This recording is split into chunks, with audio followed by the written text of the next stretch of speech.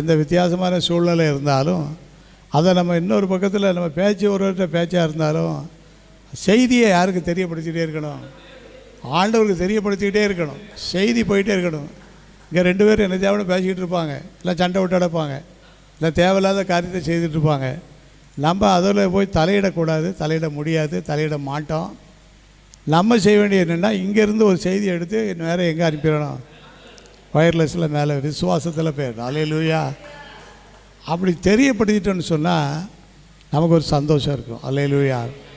பிலிப்பியர் 4:6 வாசிப்போம். என் நாமம் தரிக்கப்பட்ட என் ஜனங்கள் தாழ்த்தி ஒன்றுக்கும் கவலைப்படாமல் விண்ணப்பங்களை ஸ்தோத்திரத்தோடு கூடிய ஜெபத்தினாலும் வேண்டுதலினாலும் என் நாமம் தரிக்கப்பட்ட வசனம் 2 நாளாகுமோ நம்ம படிக்க வேண்டிய 4 பிலிப்பியர் 4வது அதிகாரம் 6வது வசனம். நீங்கள் ஒன்றுக்கும் என்ன நடந்தாலும் நம்ம அதில் தலையிடாதபடிக்கு ஒதுங்கி விசுவாசத்தோடு யாருக்கு தெரியப்படுத்திடணும்? ஆண்டவர் தெரியப்படுத்திட்டோன்னு சொன்னால் அவர் பார்த்துக்கிடுவார். அப்பொழுது எல்லா புத்திக்கும் மேலான தேவ சமாதானம், எல்லா புத்திக்கும் மேலான தேவ சமாதானம். அல்லேலூயா. அப்போது ஆண்டுடைய பிள்ளைகள் என்ன செய்யணும்னு கேட்டால், முதல்ல தாழ்மையோடு இருக்கணும். 2வது ஜெபம் பண்ணணும். ஜெபிக்கிற வழக்கம் நமக்கு எப்பொழுதும் இருக்கணும். முழங்கால் போட்டு தான் எப்பொழுதும் ஜெபிக்கணும்னு நினைக்கக்கூடாது. அதுக்கு வாய்ப்பு இருக்கும்போது செய்யணும். ஆனால் மற்ற நேரங்களில் எல்லாரும் இருதயத்தில் ஜெப சிந்தை செய்யணும், ஓடிக்கிட்டே இருக்கணும். அப்போ ஆண்டவர் அந்த நினைக்கிற நினைவையும் ஒரு ஜெபமாக கருதி அதுக்கும் வெயிட் கொடுப்பார். அல்லேலூயா. ஜெப ஆவி ஊற்றுமையா,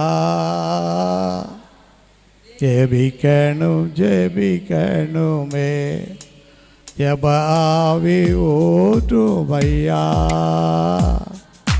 ஜெபிக்கணும் ஜெபிக்கணுமே. விண்ணப்ப ஜெபம் ஸ்தோத்திர பலி, விண்ணப்ப ஜெபம் எந்நேரமோ நான் ஏறெடுக்கணும், எந்நேரமோ நான் ஏறெடுக்கணும். ஜெப ஆவி ஊற்றுமையா,